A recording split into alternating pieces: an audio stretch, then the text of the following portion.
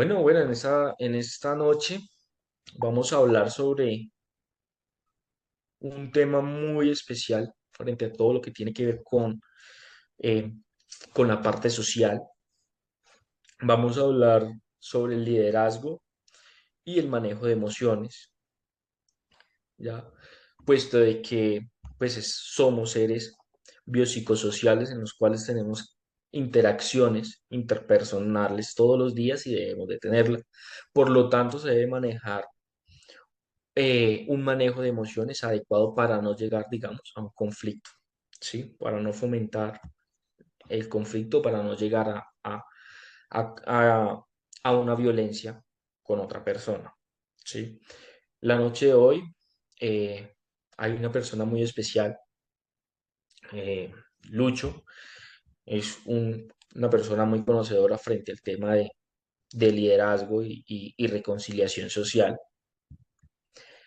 Y pues como siempre, con Liz Rojas, nuestra psicóloga. Entonces, bueno, espero que se presenten.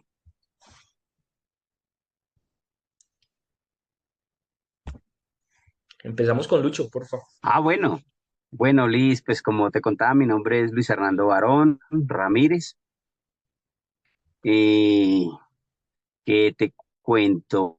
Eh, Estudiante de psicología, pero pues desde hace 25 años desarrollando experiencia pues en torno a lo que tiene que ver con trabajo social. Pues por ende también mi enfoque de la psicología es el enfoque social. Y pues esto me ha permitido de alguna otra forma trabajar con diferentes comunidades, con diferentes poblaciones en lo que tiene que ver con, iniciamos con el tema de educativo, digamos que fue como mis primeras experiencias en torno al trabajo social que fue con estudiantes, con docentes, directivos. Después, poco a poco, pues fuimos trabajando con mujeres, cabezas de hogar, con excombatientes, tanto es FARC como es autodefensa. Y después tuvimos la oportunidad de trabajar con el tema eclesiástico, si así se le puede llamar, fue con monjas y con sacerdotes, en torno a una propuesta desde una fundación en la que me formé, en escuelas de perdón y reconciliación, y entonces toda esta pedagogía se desarrollaba con estas comunidades. Y pues desde hace 25 años venimos ahí, como digo yo, aprendiendo y enseñando, y pues eso es, preguntas, inquietudes, pues ahí en el camino las vamos haciendo y pues vamos respondiendo. Sí. Liz, porfa, se presenta ahí con Lucho. ¿Quién es Liz? Claro, un gusto. Yo soy egresada de la Universidad de Humanitas en la ciudad de Tijuana, Baja California, donde cursé la licenciatura de psicología. Además, tengo un diplomado en sexualidad humana por el Instituto Humanista de Sexología y Psicoterapias. También durante algunos años trabajé como educadora. Ahora acá en el lugar donde me encuentro laborando, en Casa Revuelta, Tijuana, pues soy acompañante en procesos terapéuticos de forma individual, terapia de pareja, atiendo adolescentes. También imparto talleres de desarrollo personal y de sexualidad humana y también círculos terapéuticos. Mm. Actualmente me encuentro laborando con mi pareja, que es Orlando Pérez. Es mi compañero de vida y también es coanfitrión en Casa Revuelta. Además, donde tenemos otro grupo de colaboradores que imparten acá talleres también con nosotros. Eh, Mm, qué bueno. gracias.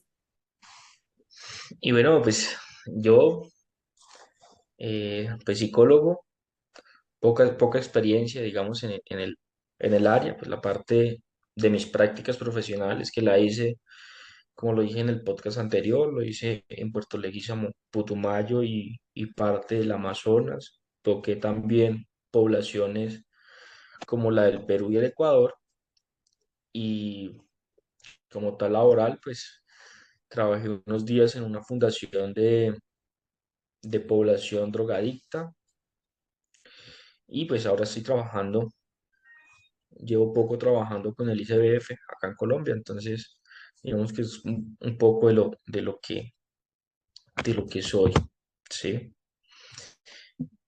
Para, para empezar este conversatorio sobre liderazgo y manejo de emociones, yo sí quiero saber, empezando con Lucho, ¿qué es liderazgo? ¿Qué es liderazgo social?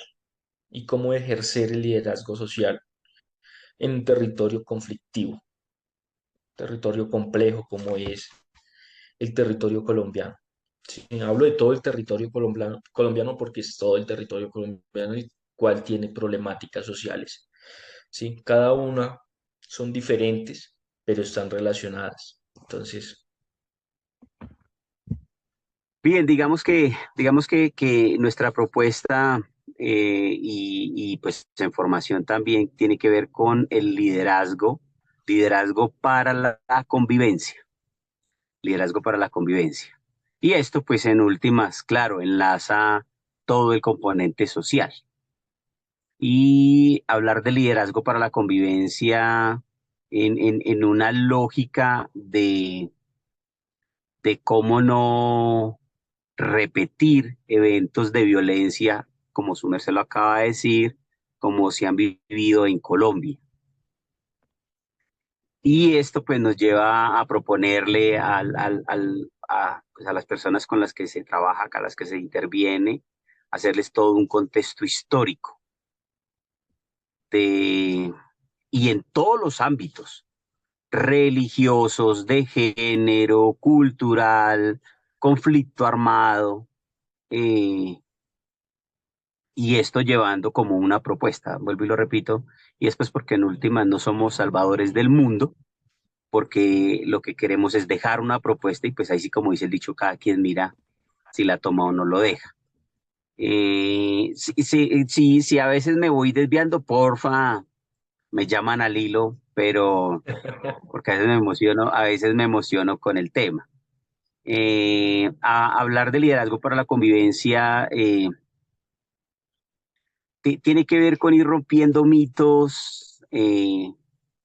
Por ejemplo, yo hablo mucho de que espero que algún día investigadores nos logren dar la razón y es cómo hemos heredado eventos o prácticas violentas que están muy marcadas. Entonces, para Colombia, digo yo que una herencia de violencia que se nos dejó eh, y uno pudiera decir por la invasión, a las cosas hay que llamarlas por su nombre, ¿sí?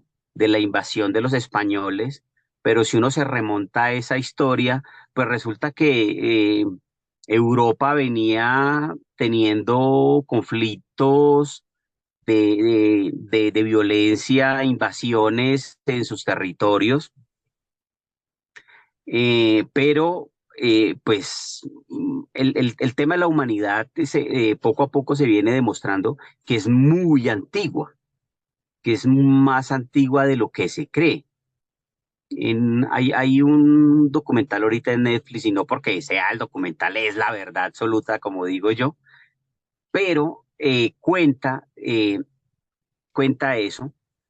Y pues cuenta que la humanidad es tan antigua que pues por ende los seres humanos no somos como tan conformes a veces si estamos emocional o económicamente estables, como que a veces falta algo. Y eso era lo que terminaba generando. Pero solo como para dejarlo ahí. Aquí hay un departamento que se llama Valle del Cauca, que tiene una capital que se llama Cali. Cali tiene un museo de barro y se logra ver una figura pintada no, una figura hecha de barro por los indígenas del Pacífico colombiano de una figura afrocolombiana y data de 400 años antes de Cristo. Un negro, y perdón, mis amigos negros les gusta que les digan negros, entonces pues con todo el respeto si algún negro lo logra ver, pero pues aquí tenemos afrocolombianos, tenemos raizales, pero pues yo tengo amigos negros, entonces esta figura afrocolombiana, negra, raizal, como le queramos llamar, eh, está 400 años antes de Cristo. Y alguien dijo que eh, dada la violencia que se venía presentando 400 años antes de Cristo en esas tierras, personas negras huyendo de la esclavitud, imagínense que ya había esclavitud 400 años antes de Cristo, o sea, eso no era nuevo, y por equivocación, por cosas del destino, eh, terminan llegando a Colombia. Listo, eso por ese lado. ¿De qué venían huyendo estas personas? De la violencia. Listo. Luego llegan los españoles, que para mí cuando dicen es que descubrieron América, no estaban descubriendo América. Ya sabían dónde quedaba América, ya sabían que tenía América y por ende beneficiaba no solo a España, digamos, toda esa región que venía conquistando y tomando todo por la vía de las armas y a la fuerza. Entonces terminan llegando y yo parto de decir que eso hay que comenzar a trabajarlo de alguna otra forma para ir mochando estas prácticas. ¿En qué sentido? Mi loca idea es que Cristóbal Colón, porque cuando llegan a Colombia, o lo que se conocía en ese momento, los españoles ya estaban en México, ya estaban intentando, y es más, ya habían invadido parte de México y ya había una confrontación en México cuando llegan a Colombia.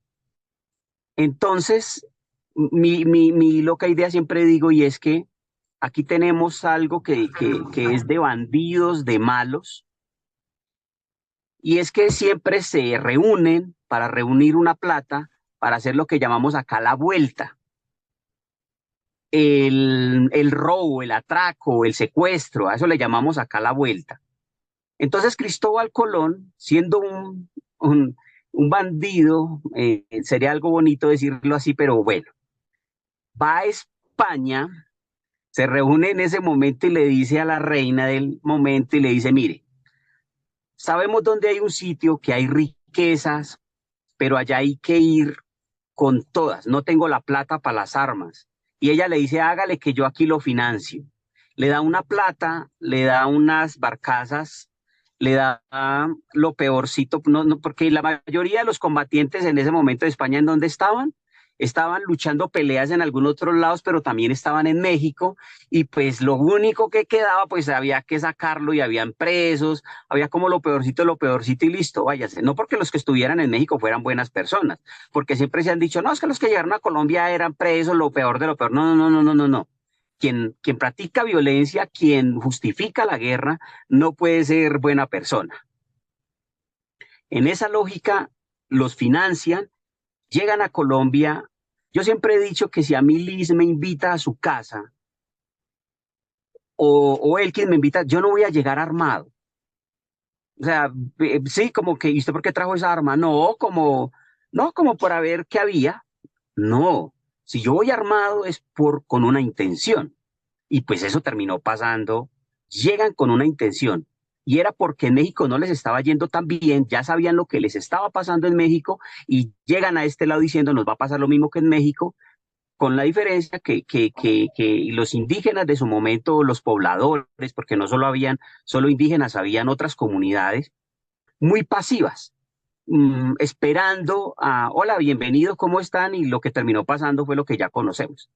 Solo para dejarlo ahí en esa parte de historia, es que se hereda eventos de violencia que nos hicieron mucho daño por, lo, por todo lo que terminó pasando. y es que nos heredaron y aprendimos a ser violentos. Hoy en día en Colombia es muy fácil ser violento. Hoy en día en Colombia es más fácil ser criminal que ser buena persona. Afortunadamente somos más los buenos, digo yo, que no los malos. Y en esa lógica, pues se viene construyendo, ustedes me dicen cuando necesiten o algo, ahí vamos parando, porque yo me emociono con el tema.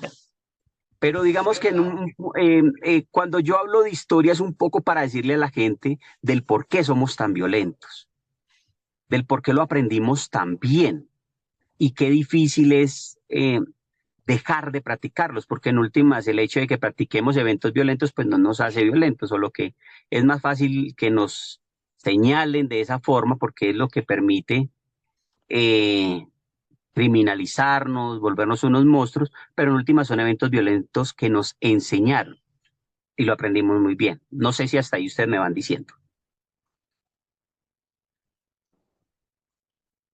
Liz, ¿qué opinas sobre esta pequeña historia Es de Lucho? muy muy interesante porque yo también pienso que, pues pienso muy parecido, pienso muy parecido, de alguna forma me quedo con bueno, me quedo con muchas cosas, pero me quedo con el ejemplo que pusiste, Lucho, que comentas de que si me invitas, que si yo te invito a mi casa o Elkin o cualquier, es con esa intención, llevan las armas con esa intención, entonces yo también estoy de acuerdo con eso y coincido. Y bueno, no más Elkin. En cuanto a lo que comentó él, eso es lo que me quedo con esa parte. Sí, sí, indudablemente el hecho de yo llegar predispuesto al conflicto, ¿no? Ajá, Estoy ya fomentando el conflicto, estoy exacto. fomentando ya la violencia, ¿sí? Eh, pero ¿de qué manera, yo sí quiero preguntarlo, de qué manera yo puedo deconstruir esta construcción que existe desde antes de que se colonizara, ¿cierto? ¿Cómo se puede? Es la...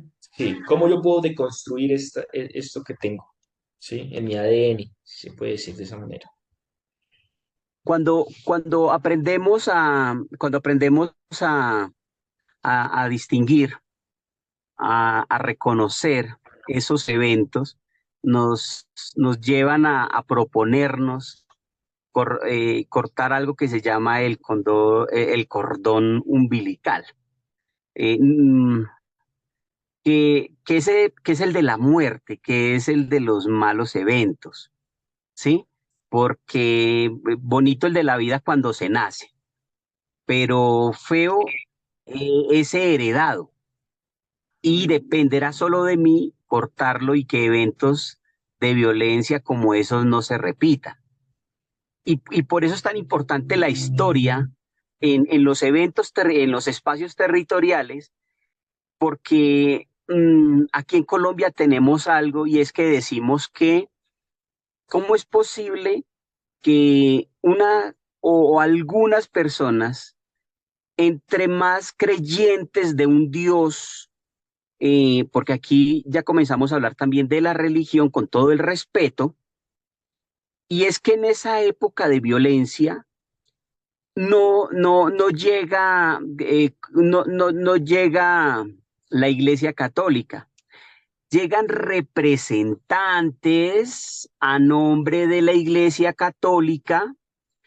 Ya existía el cristianismo, llamémoslo en otra religión, pero en sí representantes de la Iglesia que a las malas, de forma violenta, le dijeron a nuestros indígenas que había un Dios, que si no hacían lo que ellos decían, había que matarlos. Peor aún, si entramos en el contexto de género, las mujeres que murieron porque se atrevieron a visibilizar esas indiferencias, esas injusticias, pues las terminaron matando. Y no de forma bonita, las mataron de unas formas horribles, en complicidad de pues personas que en su momento tenían el poder. Entonces, por eso es de importante la historia para trabajar desde la prevención de la violencia social. Yo creo que quien me ha escuchado cuando yo digo que los colombianos, que somos muy parecidos a México, es que aquí tenemos como tres características muy representativas, que no son el narcotráfico, que no son el café, que son eventos históricos de, de resonancia a nivel mundial, pero socialmente tres características. Y la primera es que somos uno de los países más alegres del mundo. Colombia y México compartimos los mejores humoristas del mundo. Somos divertidos, alegres. Todos lo celebramos, hay fiestas, hay comida. Segunda característica del colombiano y el mexicano. Somos uno de los países o dos de los países más religiosos del mundo. Tenemos católicos, tenemos musulmanes, tenemos mormones, tenemos pentecostal, tenemos triangular, etcétera, etcétera, etcétera. Y la tercera característica más representativa, somos dos de los países más violentos del mundo. Y cuando le dicen a uno, o uno le pregunta a la gente, ¿qué relación hay entre las tres? ¿Será que sí? Que seamos alegres, que celebremos todo, que vayamos a misa, pero que al otro día o no, al otro día no, ese mismo día, habiéndonos levantado riéndonos, habiendo ido a misa, decirle, ay, sí, Diosito, perdóname por los pecados, luego me voy a tomar cerveza, o me voy y luego llego a la casa a pelear, me voy a pelear a la calle, discuto con mi esposa, discuto con mi vecino, y dicen, pero yo no entiendo. ¿Cómo es posible que ustedes pueden pasar de esos tres, del primer momento al tercer momento tan rápido? Sí, sí, porque es muy fácil ser violento. Es muy fácil que las emociones se nos escapen así de las manos. Por eso siempre la pregunta ha sido, ¿quién maneja a quién? ¿Yo manejo las emociones o las emociones me manejan a mí? Luego viene un estudio importante que la gente desconoce. Desconocía yo también en algún momento. Y es que desde que yo tengo 8 años, la mayoría de las muertes que ocurrían en mi departamento, que es también el mismo de Elkin, la mayoría de las muertes se daban por la violencia social, no por el conflicto armado colombiano. Pero lo que más vendía eran las muertes a causa del conflicto armado, porque todos los días las noticias vendían y vendían y vendían, la guerrilla se peleó con el ejército, los paramilitares, y un día medicina legal acá, no sé cómo se llama en México, pero medicina legal acá en Colombia, año vencido saca un reporte de las muertes, de las violaciones, de las agresiones de género, eh, de robos, en fin. Y medicina legal desde hace muchos años viene diciendo que hay un porcentaje de conflicto armado colombiano. Hace 20 años era el 25% de muertes, 10% de suicidios y un 70%, 65% a causa de muertes por violencia social. Hace 10 años ya se había firmado ya se venía hablando del proceso de paz, pero hace 10 años, de hace 10 años para acá, se dice que las muertes a causa del conflicto armado se reduce a un 15%, los suicidios se mantienen y las muertes a causa de violencia social se incrementan a un 75%. Datos de medicina legal, no son de Lucho, son de medicina legal. Y ahí nos ponen en una tarea, en un trabajo del territorio, para ponerle esto sobre la mesa a las gentes, y es que la intolerancia, la falta del manejo de emociones, nos, nos han llevado a que persista que la violencia generada en cualquier país es el conflicto armado colombiano. Y medicina legal lo que nos ha querido mostrar desde toda la vida es que la mayoría de las muertes han sido eh, de violencia social.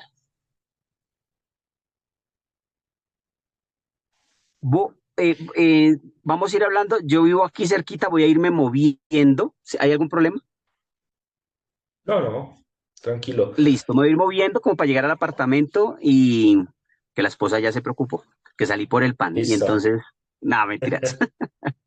Bueno, preguntas, inquietudes. Liz, ¿qué opina frente al liderazgo? O sea, ¿cómo se puede trabajar o qué es el liderazgo y de qué manera se puede trabajar el liderazgo en nuestro contexto, ¿no? Digamos, teniendo en cuenta eh, el conflicto armado, teniendo en cuenta la violencia social, teniendo en cuenta la salud mental. Bueno, primero voy a comentar qué es para mí liderazgo. Para mí liderazgo pues es la capacidad de influir, de motivar, de guiar a un grupo de personas hacia la consecución de un objetivo común o en común. Pero para esto pues se requiere de un líder. Un líder efectivo es el que inspira, coordina, colabora y dirige también a su equipo o a su comunidad, manteniendo el enfoque en la misma visión y los valores compartidos. Em, para Creo que para ejercer el liderazgo en territorios complejos ya marcados por la violencia, pues es fundamental considerar algunos puntos muy importantes.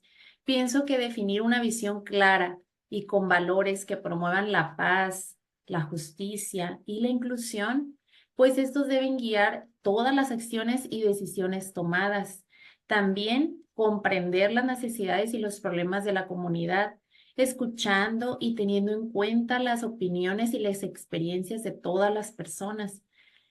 Comunicar de una manera clara y transparente, fomentando el diálogo, este es otro punto. Y también tomando en cuenta la resolución de estos conflictos de una manera tranquila y pacífica. Creo que también encontrar soluciones creativas a los problemas, adaptando a las circunstancias que son cambiantes. Y también manteniendo la determinación en medio de la adversidad. El trabajo en equipo pues promueve la colaboración y involucra a diferentes miembros de la comunidad para la resolución de problemas y la toma de decisiones.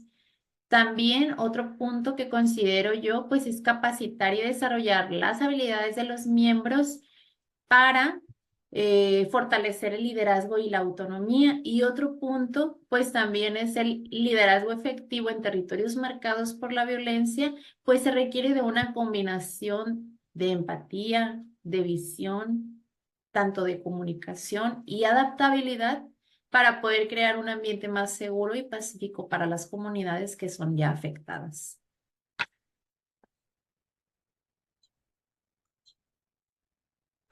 Liz habla de algo muy interesante frente al tema del liderazgo de los territorios y es el escuchar al otro. Sí.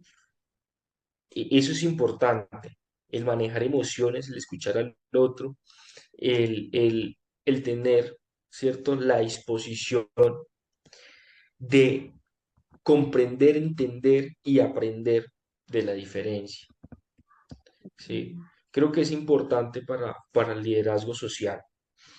Eh, Lucho, ¿qué opina frente a este tema sobre el liderazgo social, que es importante?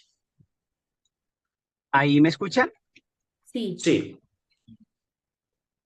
En la lógica del liderazgo para la convivencia, hay que partir de que mm, es una propuesta, ¿no? Cuando yo lo refiero, porque muchas veces se malinterpreta como que, es que ese Lucho siempre cree que tiene la razón y no, se pone desde una lógica, se pone desde una lógica de propuesta. Y es que en el liderazgo para la convivencia, nada es bueno, nada es malo. Sencillamente, todas las ideas son bienvenidas.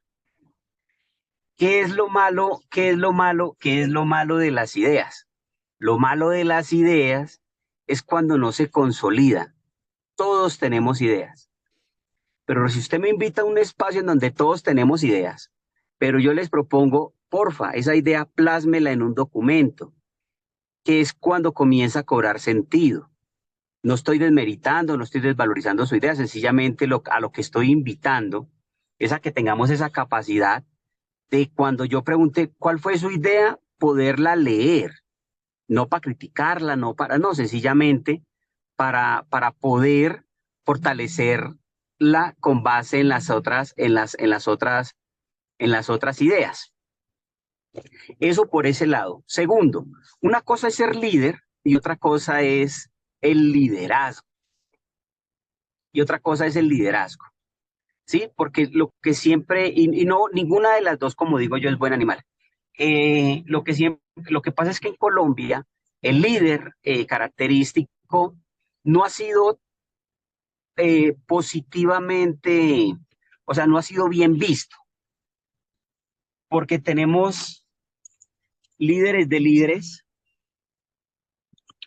que se asumen con la verdad absoluta del territorio, de la familia.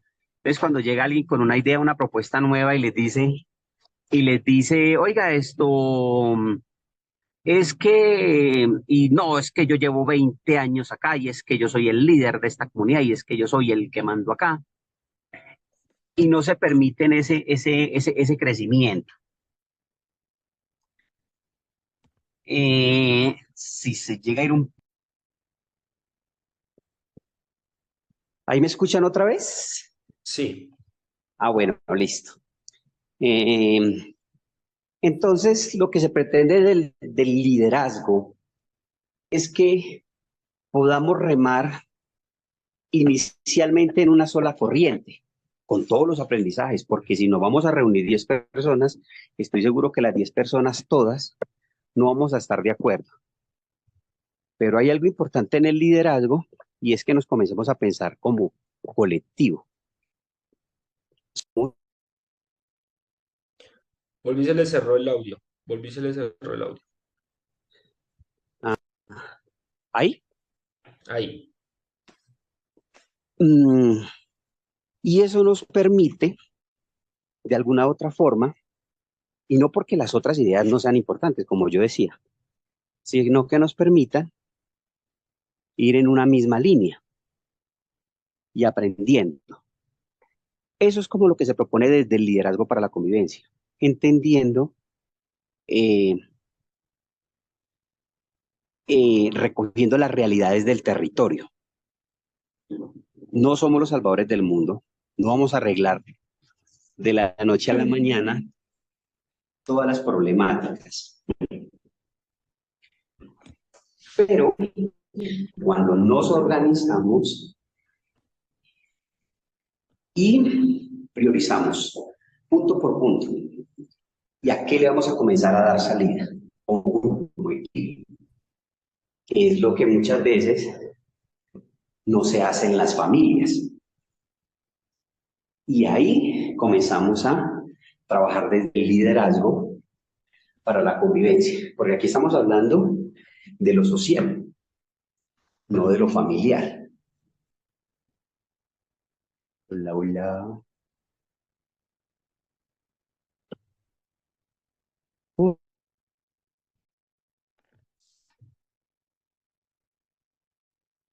¿Se le fue el internet? Parece que sí.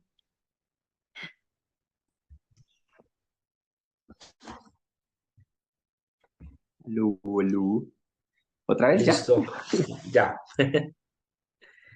porque el liderazgo para la convivencia desde lo familiar se ha creído que yo soy el macho de la casa, yo soy el que mando en la casa y me caso y siguen esas prácticas que generan malestar. Y hay matrimonios que dicen, eh, queremos una casa y consiguen esa casa, pero aún teniendo esa casa, como no se hicieron acuerdos desde el inicio de la relación, pues lo que va a terminar pasando es que terminemos agarrados dentro de esa casa. Y como no se desarrollaron esas prácticas de liderazgo, porque esposa y esposo e hijos somos una comunidad. Y eso es lo que nos permite trabajar, fortalecernos y luego llevarlo afuera. Pues, personal, porque ahí viene lo otro. Los conflictos internos, que siempre se han creído que es afuera. Pero poco trabajamos los conflictos personales e internos e emocionales. Entonces queremos arreglar el mundo afuera, pero ¿qué está pasando con el de aquí adentro? Y no porque sea bueno y no porque sea malo. Es que hay que ser integrales, es que hay que ser perfectos humanos. No, no, no, no, no, no, no, no, no, no. Eso no existe. Pero lo que sí existe es la capacidad de aprender y estar enseñando. No sé cómo vamos, me cuentan, me dicen. No, no, muy bien, es muy interesante aprender todos los días sobre liderazgo y sobre un liderazgo real, ¿no? Sobre un liderazgo flexible, ¿cierto? Entendible y real, preciso al contexto, ¿sí? Al contexto en el cual ese liderazgo todos los días está en funcionamiento. Que no se trabaja es diferente, o que se trabaja mal, bueno, es diferente, pero siempre está ahí, ¿sí? Y creo que Lucho nos da pie para una pregunta muy importante con esto último que dijo. Y digamos que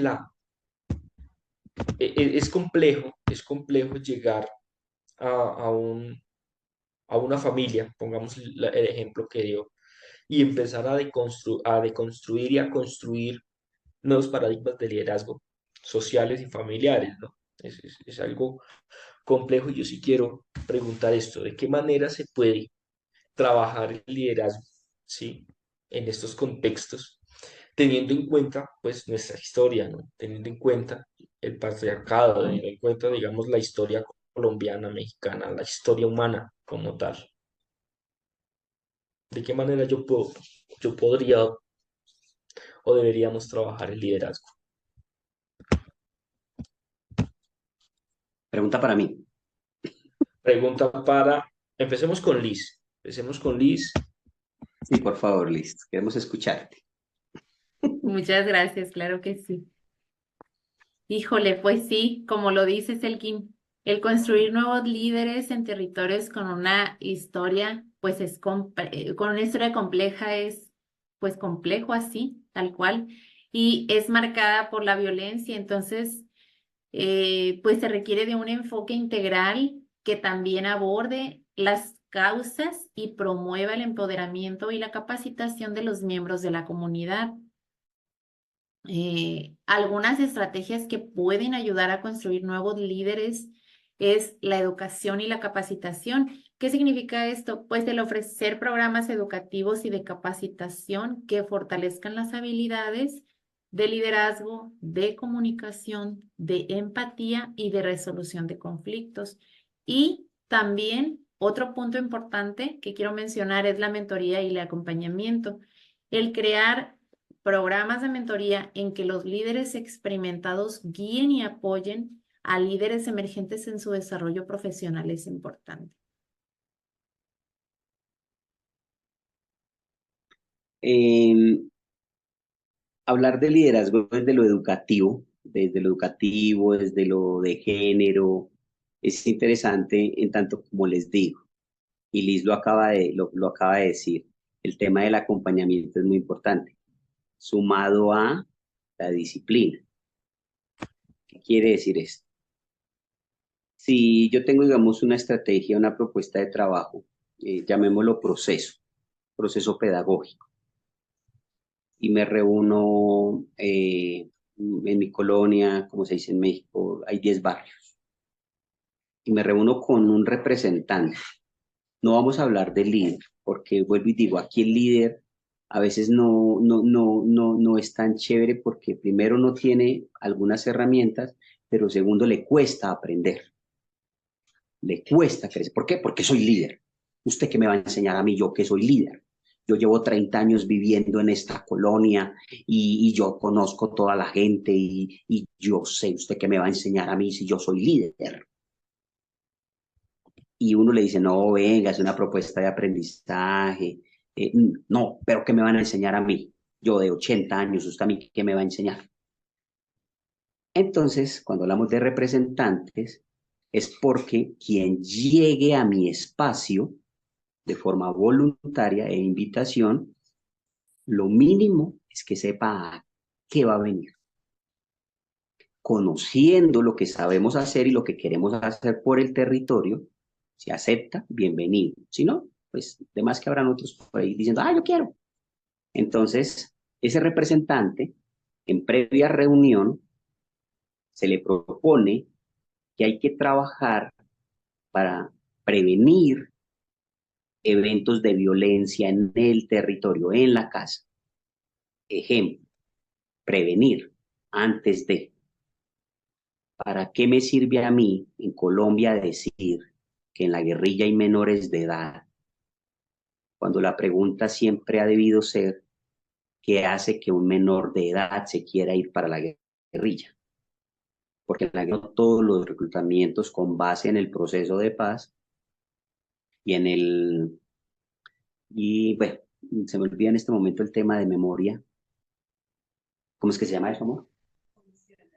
De la Comisión de la Verdad, muchos del informe, y es que el 97% de los combatientes que firmaron el proceso de paz ingresaron de forma voluntaria.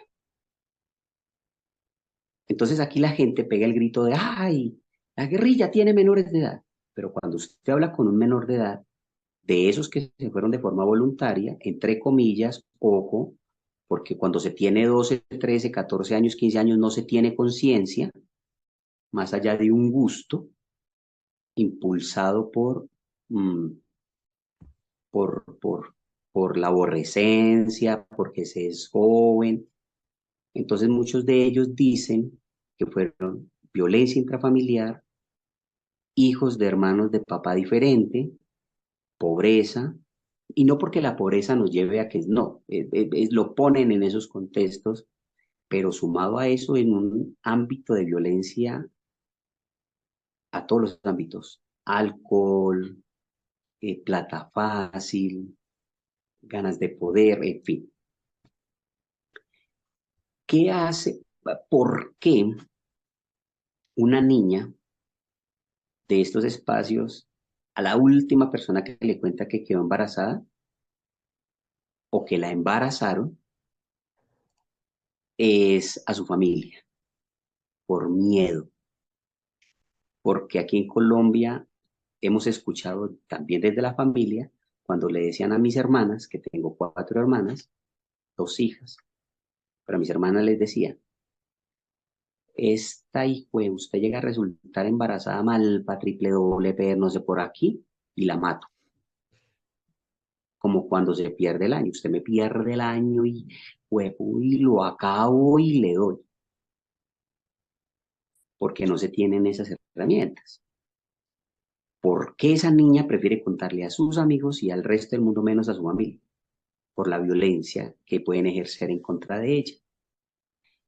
En esa lógica, cuando nos reunimos con estos representantes, le decimos, queremos que todos estos eventos que se vienen presentando en violencia los podamos prevenir, comencemos a trabajarlos. Entonces hay personas que no saben, obvio, digan, pero ¿cómo hacer?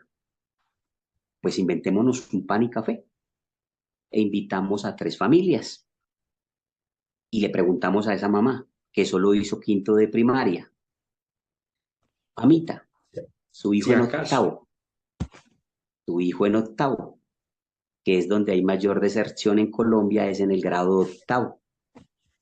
Su merced, si el niño llega a perder el año, ¿qué va a pasar? Todas las mamás dicen lo mismo, lo acabo a palo. Y ahí es cuando entramos y le decimos a la mamá, pero también al núcleo familiar, que es entendible, porque a esa mamá la criaron así. Y si uno habla con esa mamá, pues al abuelo también lo criaron así. Antes están vivos, de milagro están vivos. Pero ¿cómo cambiar esas prácticas?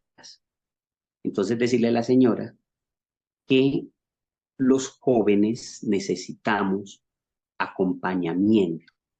¿Qué acompañamiento? Si a mí me dieron palo, me dieron garrote, la letra con sangre entra y él ya Sí, sí, sabe. sí. Entonces uno le dice, su merced, venga, ¿cuánto hubiéramos dado nosotros que mi papá y mi mamá se hubieran sentado 1 hora, 2 horas a corregirnos de eso mal que veníamos haciendo? Acompañamiento. Elkin, que está ahorita trabajando en el tema de consumo de drogas, se podrá dar cuenta que la mayoría de esos muchachos, de algunos de sus papás que tienen facilidad económica, los dejan allá, pues para su pago. Y los que no tienen para pagar, pues miran a ver cómo hacen. Pero estos jóvenes lo que dicen es que no tenían tiempo con sus papás. ¿Y en dónde encontraron ese tiempo? Con los amigos. Habían amigos chéveres, unos no tan chéveres. Acompañamiento de calidad. Cuando la mamá dice, es que estoy mamada de enseñarle las tablas, la niña no pidió nacer. Entonces siéntese con la niña el tiempo que sea necesario. Es que no tengo genio, es que no tengo paciencia. Téngala, porque lo que va a terminar pasando es que la niña no se aprenda las tablas, pierda la materia de matemática y usted le termine dando garrote. Y la niña termine queriendo no volver otra vez a esa casa. Entonces, esos espacios de acompañamiento en ejercicios de prevención de violencia social, no esperar hasta que pasen los eventos. Mi señora, si su merced ve que el marido le está pegando, pero es que lo amo, porque ahí ya entramos en un contexto más psicológico, más emocional, que eso nos da para hablar hasta mañana. Pero para no salirnos del tema de las prácticas del liderazgo, es en esta propuesta que decimos cómo desde los territorios, no hablando del líder, sino de representantes que quieren mejoras para su comunidad. Las vamos a escribir, bienvenidas las ideas, priorizamos y iniciamos acompañamiento y disciplina. Bueno, vamos este sábado. Ay, pero es que el otro, no, más bien vamos el otro. No, el otro no, el otro. No, no. El liderazgo se construye, se acompaña, es de progreso. Nos reunimos el sábado. ¿Cuál es la tarea? Porque es pedagógico, el liderazgo es pedagógico, de aprender, de aprender. ¿Cuál es la tarea? Bueno, esta semana vamos a desarmar el lenguaje. ¿Cómo así? Pues no vamos a gritar, vamos a mirar qué estrategias cuando tengamos rabia vamos a comenzar a manejar para no gritar a mi esposa, para no gritar a mis hijos, para no gritar al vecino, para no gritar al profesor, para no gritar al estudiante, en fin, listo. A los 8 años nos volvimos a encontrar. ¿Cómo nos fue con la primera tarea emocional? Uy, no, yo no pude. No, a mí se me salió. No, no, a mí sí más o menos me fue bien. A mí sí me fue bien más o menos en la habitación. Eh, y esto, en esa lógica, continuamos y continuamos y continuamos. ¿Qué vaya a pasar con esos resultados? No sabemos, no sabemos. Porque mucha gente pretende y dice, ay, yo ahora soy líder y entonces yo ahora voy a ser político. No, fresco. fresca, tranquilos, tranquilas. Hay que aprender a gatear, caminar, correr y volar. No sé. Pero todo lo que nos dicen los expertos. Entonces, el líder se va haciendo en el transcurso del tiempo, se construye en sociedad, comunidad, se construye en conjunto. Es la forma de construir un líder, de construir un liderazgo social, ¿no? O como lo dice Lucho, ¿un qué? Representante. Un representante. Entonces, no, es muy interesante. Y, y esto me recuerda cuando estuve en la capacitación o en el proceso pedagógico precisamente con Lucho en las escuelas PERE, ¿sí? De la creación de líderes y lideresas y de representantes sociales. Y me gustaría, sí, eh, saber un poco frente eh, cómo, cómo puedo yo como líder, o es bueno mejor, es bueno que un líder resignifique su historia, su proceso, ¿sí? Sus vivencias. Es bueno la resignificación. Es buena la resignificación. O de qué manera podemos ver la resignificación, ¿sí? No, O cómo no. puedo hacer. Alguna vez alguien estaba hablando yo de resignificación, ¿no? Ujú. Entonces me dice, pero yo cómo voy a resignificar si, pues el hecho que me hicieron, pues sí, me lo hicieron, yo cómo voy a resignificar algo que me pasó, ¿sí? Bueno, entonces yo sí quiero saber esto. Bueno, la resignificación es importante en tanto sea de uno, porque mi historia de vida es importante para mí. Si yo pretendo que mi historia de vida sea importante para el resto del mundo, probablemente sí, probablemente no tenga sentido. Habrán personas que digan, uy, ¿usted cómo le tocó de duro y mire dónde está? Pero habrá otras personas que digan, ah, pero es que a mí también me tocó duro. Pero habrá otras personas que también digan como, "Mm, pues ni fu ni fa, como que, ah, pues como que sí o como que no". Entonces, en ese sentido, eso que yo logré desde el autocuidado personal es lo que me permite enseñar y enseñar de forma bonita. Es que yo cuando fui a mí me pasó y entonces yo tengo la experiencia. Vuelve el líder otra vez a jugar. Entonces, sí, entonces no.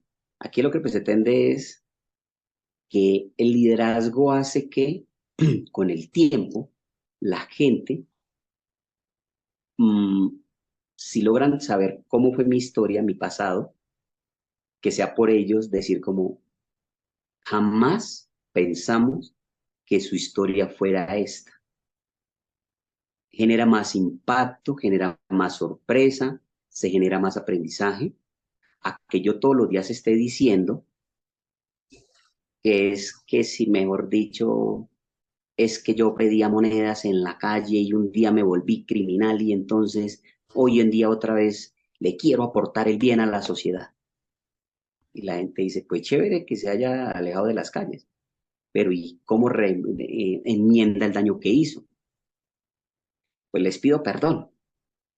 Mm, y entonces ahí es cuando se viene otro tema, pero independientemente de eso, que son otros temas, el tema de la resignificación o el tema del autocuidado sí es de nosotros, es nuestra historia. Y eso es lo que sabremos enseñar para que quede bien. Algo a mí se me ha olvidado y siempre se ha dicho que en esa lógica nosotros, los seres humanos, mm, desde el ser líder, somos muy buenos para enseñar, pero somos muy malos para aprender. Nos cuesta algo que se aprende desde la propuesta del liderazgo, porque es una propuesta, es el aprender a hacer silencio, el escuchar lo que me quieren enseñar. Porque antes yo, cómo me costaba aprender. Me gusta enseñar, pero cuando me invitaban a aprender, ay, qué mamera, ¿qué me van a enseñar? Si yo lo sé todo. Entonces, cuando estaba hablando el instructor, yo estaba pensando en otras cosas. O ya estaba pensando en la pregunta, no de aprendizaje, sino retórica que le iba a hacer al instructor. Nunca escuché lo que me quisieron enseñar, sino lo que yo quise escuchar. Preguntas. Entonces, no, es que yo no estoy de acuerdo con eso que usted acaba de decir. ¿Por qué no? Porque es que, pero eso no lo hablamos. Y fue que no lo hablamos porque como yo nunca escuché, porque como me cuesta aprender, me costaba aprender, entonces no recibí el mensaje. Desde el liderazgo se invita a que se haga mucho silencio, se escuche más. Y si usted no tiene que preguntar y si usted no tiene que hablar, no lo haga. Preguntas, inquietudes, no, no, lo que acaban no está chévere, no. Pero si yo sigo hablando conmigo mismo, pues difícilmente voy a aprender. Una de las buenas prácticas desde la resignificación también tienen que ver con mi yo, con mi yo. ¿Cómo aprendo? ¿Cómo construyo? Más silencio, más gozarme los eventos, los momentos, lo que me ponen toda la vida, sin criticarle nada, sin criticarle nada. Es que eso es bueno, porque es bueno. Ah, porque es que me parece, pero ¿por qué le parece? No es que eso es malo, pero porque es malo. Entonces viene la enseñanza de la crítica. Es que es crítica constructiva. No, la crítica no se puede denominar crítica constructiva. La crítica hoy en día se está viendo como un tema de abuso. A usted nadie le da el derecho de criticar ni positiva ni negativamente de nadie. Viva su vida y deje vivir. Y cuando eso se muestra ante la comunidad, ante la gente dice, wow, yo pensé que usted, no, yo no tengo por qué decir nada. Es que yo pensé que usted le iba a enseñar. ¿Acaso yo soy su papá, soy su profesor? Pues no así tan feo, pero sí saberlo mostrar de forma bonita. Sí, no sé. Liz, ¿qué opinas frente a la resignificación?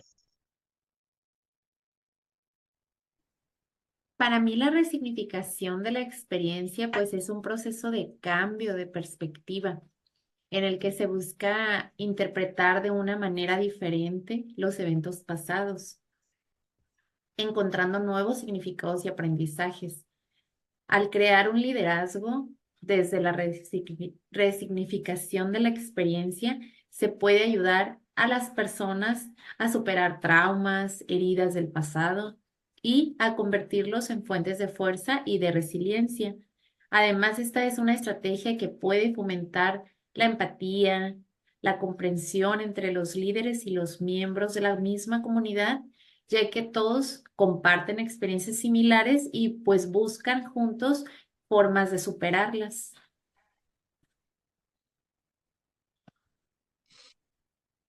Bueno, yo creo que eh, la resignificación frente a lo que dicen ustedes eh, viene de uno, ¿sí? Yo soy quien me doy látigo o quien simplemente trasciendo, ¿sí? Aprendo, construyo con con este aprendizaje, ¿no? Entonces no me quedo ahí, yo digo que eh, el hecho de yo resignificar, me estoy dando la oportunidad de aprender, de construir y de ser feliz de alguna manera con lo que me pasó, ¿sí? Pues es como lo que yo opino frente a la resignificación, ya que pues, si yo me quedo, ¿cierto? Con lo que me pase, con lo que me pasó, con mi historia, ¿cierto? Con mi resentimiento, o construyo un resentimiento mejor, ¿ya? ¿Y qué pasa cuando cuando yo construyo un resentimiento? ¿Qué pasa cuando yo construyo un resentimiento? Simplemente voy a soltar de alguna manera este resentimiento. ¿Y de qué manera se suelta el resentimiento? Pues bueno, con violencia, con rencor, ¿no? Con palabras, para palabras hirientes, ¿sí? Entonces voy construyendo una violencia social, ¿no? Puedo llegar por el resentimiento, puedo llegar hasta un conflicto con el otro, con la otra, ¿sí? Creo que es muy importante la resignificación, ¿sí? ¿De qué manera? Bueno, me pasó, no puedo hacer más nada, fue lo que sucedió ya. ¿Qué hago? Bueno, aprendo lo que pasó, construyo. Y acá, digamos que en términos generales, podemos hablar de un perdón, ¿sí? Y yo quiero saber sobre el perdón, cómo llegar, cómo construir o cómo hacer un perdón y una reconciliación social verdadera, cómo construir una reconciliación social, cómo llegar a perdonar. Digamos que eso lo tocó un poco Lucho respondiendo la parte de la resignificación. Entonces, bueno, yo sí quiero saber un poco sobre el tema. Yo cómo puedo construir un perdón social y una reconciliación social con aquel que me hizo daño, con aquel que me humilló, ¿sí? Con aquel que pisoteó mi ego, por ejemplo. ¿Para quién la pregunta? Bueno, esta la respondió, vamos con Lucho. La anterior respondió Liz primero, entonces ¿Quién ahora yo? empieza Lucho. Sí, Listo.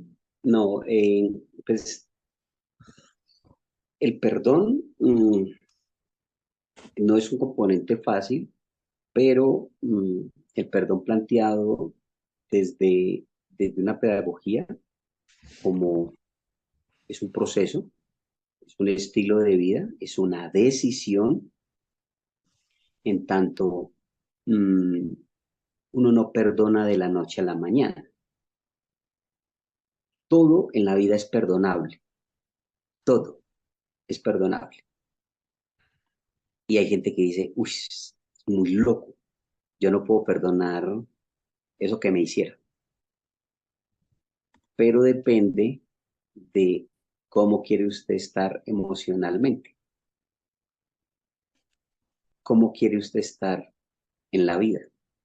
Y ahí, porque se ha entendido que el perdón es con la otra persona. Hasta que esperamos a Liz un momentico, que sí,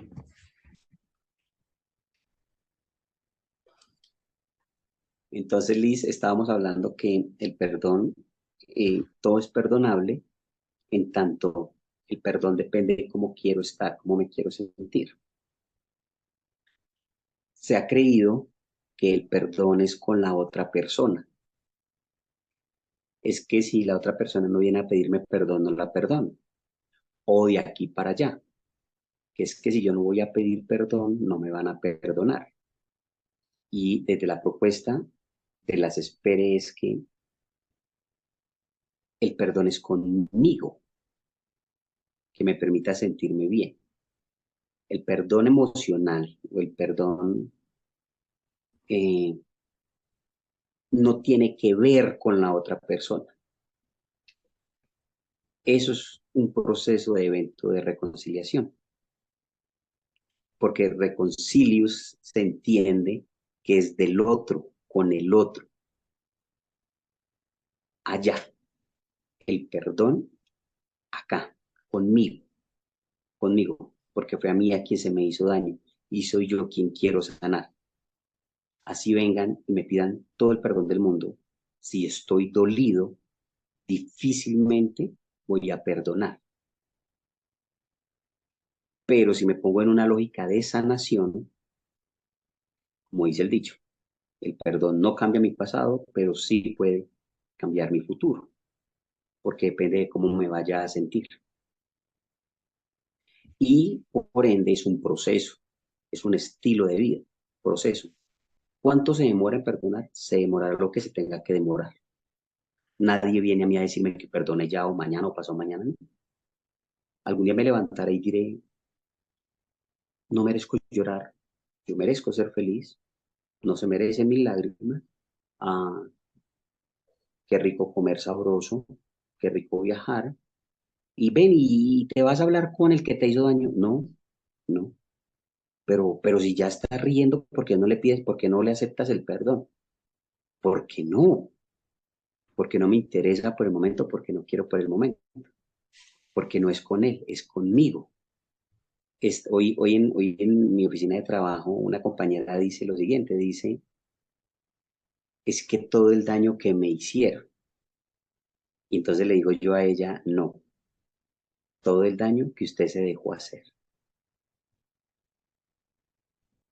Y en esa lógica ella como que me abre los ojos y le digo, sí, porque si desde hace un año usted viene sufriendo y viene muy dolida por los comportamientos de las compañeras de trabajo, usted debió haber remediado eso desde el... Y ella me dice, pero es que yo hice algo. Yo le dije, no, tú nunca hiciste nada. Usted manifestó una incomodidad, una inquietud, pero usted no hizo nada. Porque el hacer es cuando yo me paro, me pongo de pie, con la frente en alto, y les digo, no más. Vayan a burlarse de su madre. Pues, no así tan feo, pero en esas lógicas poderle decir, conmigo no. Y si es el caso, poner sobre la mesa, sufrir o dinero, pues es su decisión. No soy quien para decirle, ay, no, sea feliz y renuncie. ¿Y con qué como? Pero sí hay un poder de palabra y de emoción y es que yo lo puedo hacer. En esa lógica, el perdón me invita a que sea conmigo. Y la reconciliación social es que ese es muy amplio, pero si pudiéramos hablar de una reconciliación previo a un proceso, y es que acuerdos voy a ser visibles o invisibles con esa otra persona. La reconciliación jamás me obligará a sentarme con mi ofensor. Si fue el que mató a mi hijo, pero yo nunca me quiero sentar con él, pero puedo hacer prácticas mmm, de puedo desarrollar estrategias de sanación emocional invisibles, coexistencia, el saberlo en el mundo, en mi barrio, cerca de donde vivo, pero no me interesa saludarlo, verlo, hablarlo, llamarle, nada. Ay, pero entonces usted sigue guardando rencor. No, no. Sencillamente sané, estoy tranquilo, por ende, ya no le deseo el mal a esa otra persona,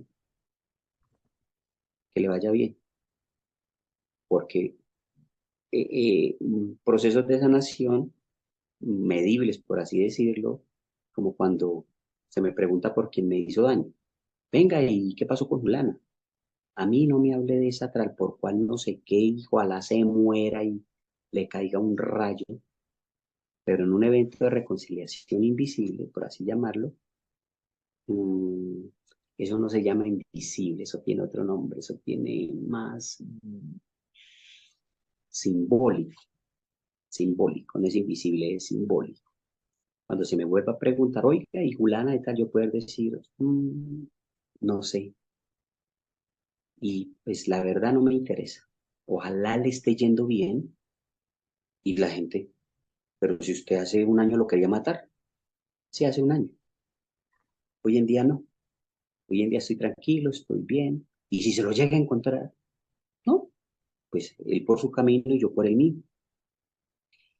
Y entonces preguntan, ¿y de verdad no hay la mínima posibilidad que algún día se sienten otra vez en la misma mesa? Sí, claro, no hay ningún problema.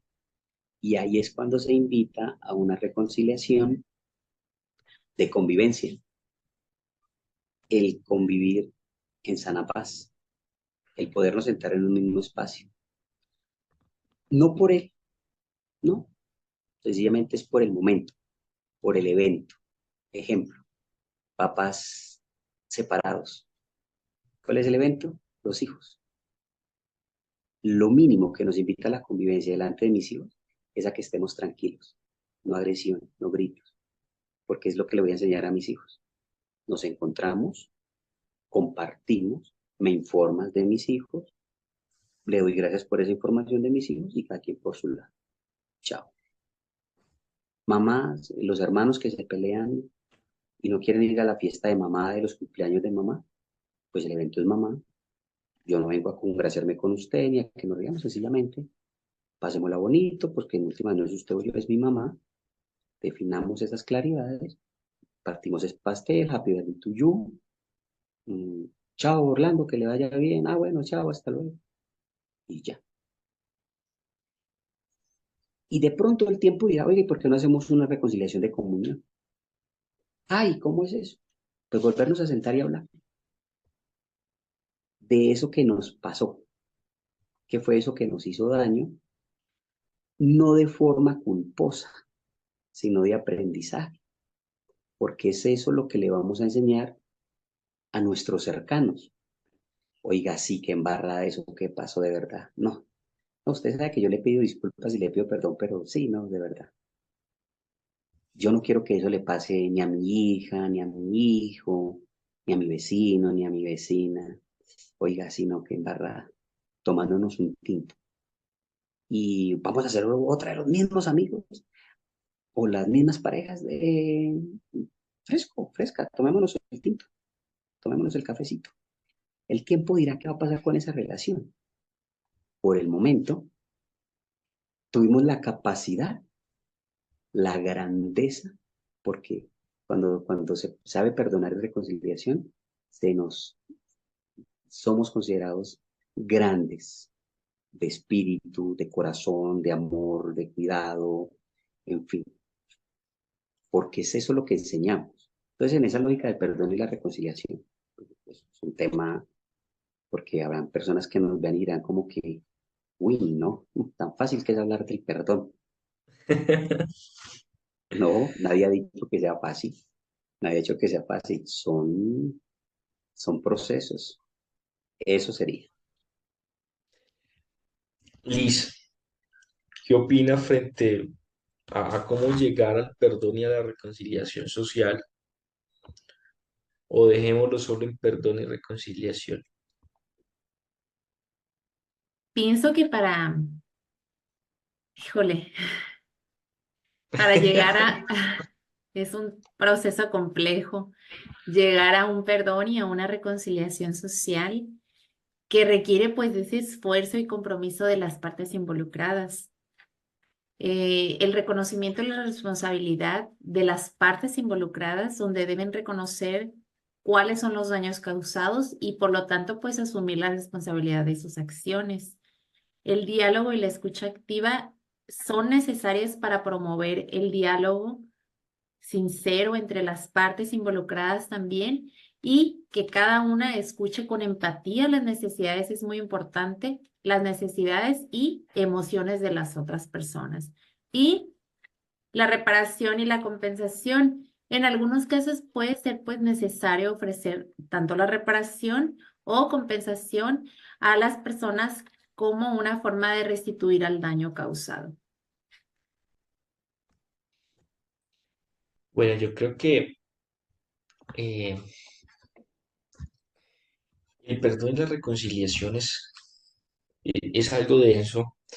En la experiencia que tuvimos con Lucho en las Espere, fue algo muy interesante, ¿sí? Porque claro, o sea, uno ha sido, ¿sí? De alguna manera, eh,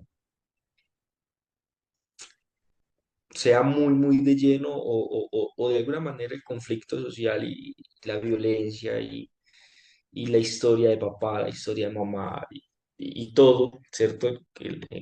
El contexto social en el que uno creció, pues le ha afectado de alguna manera.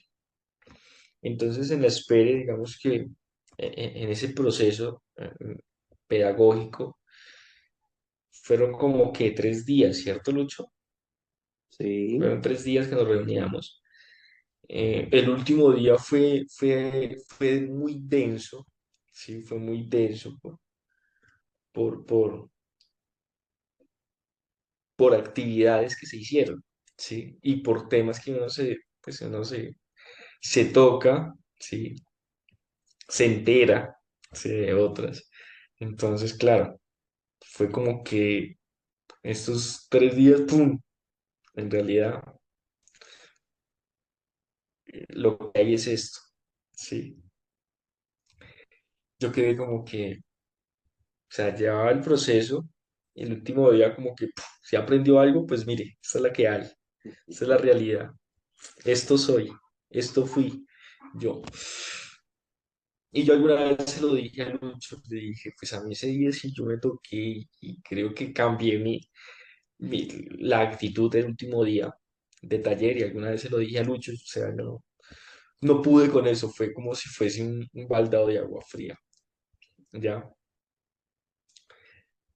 Eh, y claro, entonces esto me lleva otra vez a recordar Ujú. ese proceso y lo reconozco, el perdón, llegar al perdón es complejo, ¿sí? Porque pues uno se lo puede decir de dientes para afuera a la otra persona, lo perdono, ¿sí? Pero entonces, ¿cómo está mi corazón? ¿Cómo está mi mente? ¿Sí? ¿Soy capaz de vivir tranquilamente con ello o lo dije por decirlo, por salir del paso, como se dice? ¿Sí? Eh, y llegar al perdón es, es, es un proceso en el cual, digamos, yo en el momento, a pesar de que tengo, digamos, ciertas herramientas, porque hablo con Lucho, porque he estudiado por mi parte frente al tema y esto, se me es complejo, sí, se me es complejo eh, perdonar de corazón, sí, o sea, para mí es un proceso el cual, en mi conocimiento, en mi parecer, se me lleva más tiempo que todos, sí. Cuento una anécdota aquí personal, familiar. Llevo con mis hermanos ya casi 2 años que no me hablo con ninguno de mis hermanos, ¿sí? Y entonces todo esto me lleva a pensar en ellos, o sea, es duro, es denso. Veremos, veremos qué pasa. Bueno, ¿cómo podemos darle manejo para terminar nuestro conversatorio frente a este tema? ¿Cómo puedo darle manejo yo a las emociones? Sí, porque eso es enteramente emocional, ¿no? El que me hagan daño y el yo quedar con esto es emocional, ¿sí? Entonces, ¿yo cómo puedo darle manejo a las emociones? Liz. Empieza cualquiera.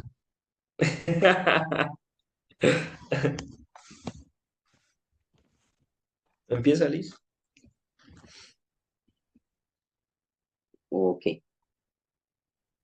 Tú, Lucho, adelante. Mm, como les decía, las emociones hay que partir de que las emociones no son buenas ni malas, sencillamente llegan. Las emociones sencillamente llegan y dependerá de cómo me quiero sentir, ¿sí? Además de quién recibo la ofensa, porque hay ofensas que duelen menos que otras, ¿sí? A veces uno dice, es que mi hermano, eh, pero resulta que si es un amigo, el parcero, aquí decimos como muy buen amigo, eh, te quedó debiendo 100.000 pesos en México, $30, y no te los pagó, entonces eres capaz de perdonar a tu amigo por haberte quitado $30 y no a tu hermano porque se te puso los tenis, los zapatos. Entonces dependerá de quién me haga la ofensa, dependerá. Ay, es que mi mamá, qué fastidio, ¿cómo me va a hacer eso? Pero si es la amiga que le hace eso mismo, a la amiga no le dice nada. Entonces son ofensas de ofensas. Eh, Aprender a manejar o a vivir con las emociones es de momento, porque es como yo digo, ¿quién maneja a quién? Me levanto, porque como les digo, el conflicto personal o el mal manejo de las emociones comienza por nosotros, desde que me levanto. Dependerá de mí cómo me levanto, cómo me quiera levantar ese día. Y no porque todo tenga que ser color de rosa. Sencillamente puedo haber tenido un muy mal momento anoche, o ayer, o hoy, pero en una lógica de vida emocional ya pasó. Llore, grite, pataleé, diga todas las groserías que quiera. El evento ya pasó. Y dependerá de nosotros si lo convertimos en bueno o en malo, o en aprendizaje, porque ya pasó. Me robaron, ya lo robaron. El ladrón no se va a devolver y le va a decir, ay, mire, tenga el celular que le acabé de robar para que se sienta bien. No, ya se fue. Y entonces digo, ay, qué tristeza, que es válido. Pero también pensar en mí, ya, pues ya se lo robaron. Mañana me compro otro. No, es que no tengo plata. Pues bueno, miro a ver quién me presta uno o quién me presta para comprarme otro. Y ya, no es fácil, ¿sí? Hay un mal momento, hay una mala reacción, pero dependerá de mí levantarme y decir, pues ya me robaron. En el tema de pareja, ¿sí? En torno al amor, que pues, eso es un tema interesante, pero pues también muy amplio, pero que también hay que saberlo manejar. Cuando decidimos compartir vida con otra persona, bien sea de noviazgo, bien sea de vivir juntos, que a veces tenemos malos momentos, a veces, no sé, algo, no tuvimos para pagar el recibo, pero pues no tuvimos, conseguimos. Y en esa lógica todos los días, desde que nos levantamos, aprendemos. No todos los días vamos a estar riéndonos. No, habrá momentos en donde estemos muy molestos, pero que también dependerá de nosotros que esa emoción no se quede. Estoy bravo y la, la saco, ¿sí? Porque no puede ser que un mal momento le ganen a 10 momentos buenos. Que si uno se pone a hacer una evaluación de estoy vivo, tengo comida, tengo un techo, pero resulta que me puse bravo porque el vecino puso el equipo de sonido a mucho volumen. Pues está loco y quiere escuchar música y pues que escuche música, me voy a ir a servir un tinto y ya. Pero no me engancho con el evento, ya. Ahí lo dejo. Es que voy en el transporte y me pisaron. ¿Y qué va a hacer? Pues ya lo pisaron, sóbese. Es que no me pidió, es que no me pidió disculpas y no se las va a pedir. porque probablemente se fue de afán, porque iba para algún otro lado y eso. Entonces, ahí, ¿quién De, maneja el mal? de hecho, me pasó hoy en el Transmilenio, Lucho. Ujú. Iba yo, pues nada, entré al Transmilenio y pues se sabe cómo es el Transmilenio caótico en Bogotá. Y entré y pum, pisé a una señora y la empujé, sí, porque pues estaban empujando. Y una vez la señora, una vez, sé por qué me empuja, por qué no mira, por qué eso. Yo solamente, lo único que hice, porque pues a mí me dio como un poquito así de, se me subió. Yo la miré, le dije, el estrés de la ciudad. El estrés de la ciudad, le dije, el estrés de la ciudad. Ya, sí. Es eso, es el hecho de enfrascarnos, ¿sí? Sí, de enfrascarnos ahí, ¿no? Si yo hubiese sido y me hubiera enfrascado ahí, pues dentro de un conflicto, dentro de una ¿Mm? confrontación con la señora. Pues, ¿por qué me dice eso? Es porque, ¿cierto? Pero bueno, yo solamente la miré y eh, el estrés de la ciudad, madre. Ya ¿Y eso quién le dominó? dije. ¿Y quién Ajá. dominó a quién? Yo dominé la emoción, Sí. lo corté de una inmediatamente, atrapé la emoción, yo mando en mí, yo mando en mi sentir, yo mando en mi momento y no permito, y habrá momentos en donde se suelte, pero ahí Sí, muy probablemente. en ese momento lo lograste hacer bien. Habrá otro momento en donde sencillamente su merced conteste, vaya, coma y no es bueno ni malo, pues sencillamente son eventos que pasan. Lo importante sí es que no se salgan. Liz, ¿qué nos puede decir de manejo de emociones para cerrar? Del manejo de emociones. Para mí el manejar las emociones pues es una habilidad importante para la salud mental y también el bienestar emocional. Para mí un punto muy importante pues es la aceptación y el reconocimiento de estas, el aceptar mis emociones o las emociones que están pasando en ese momento por mí, reconocerlas y darles la bienvenida a esas emociones, pues es no rechazarlas ni intentar evitarlas, sino afrontarlas, ¿no? Y puede ser desde abrazar esas emociones, el expresar las emociones para mí es otro punto muy importante que me permite expresar las emociones de manera adecuada y saludable. Esto puede incluir hablar con alguien de confianza, escribir en un diario o hacer actividades físicas también. Y la comprensión de las emociones, pues identificar las emociones y tratar de comprenderlas en ese momento, pues qué es lo que me está pasando a nivel corporal o a nivel emocional o mental.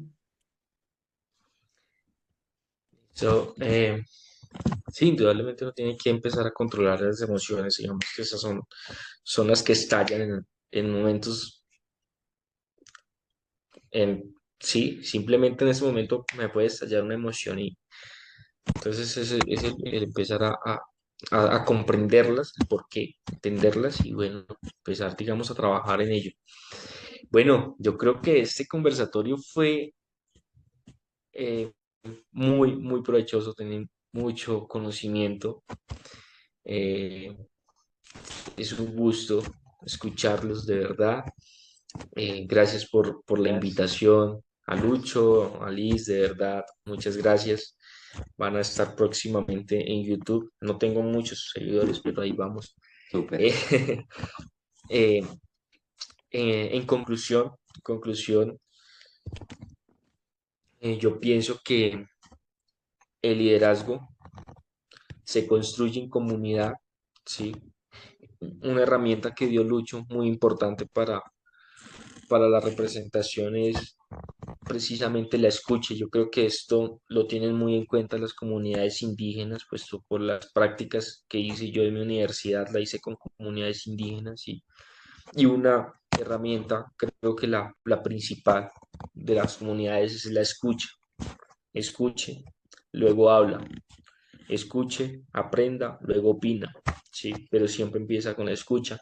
Y creo que esto lo dijeron ustedes y es súper válido. Eh, en conclusión, también el perdón es un proceso, no, no es porque simplemente quiera perdonar, voy a perdonar. Sí, es un proceso que lleva tiempo, es un proceso que, que es como una herida, ¿no? Entonces te va quedando, te va cogiendo caracha, te va, sí, pero poco a poco va sanando, pero eso no significa de que no vayan a quedar secuelas, ¿no? Una herida, pues ahí queda la cicatriz, ¿cierto? Entonces es tener en cuenta también las cicatrices que quedan frente a la, frente al perdón, ¿no? Frente al hecho de perdonar, pues no volver a o no dejar que estas cicatrices vuelvan a salir, ¿no? Estas heridas vuelvan a salir de esas cicatrices. Entonces, bueno, creo que es importante. Y lo de las emociones, ¿sí? Liz, das unas pautas sobre manejo de emociones que de verdad interesantes. Hay que ponerlas en práctica y bueno, muchas gracias. No sé qué quieran dar Bueno, ustedes así como conclusión final, Lucho.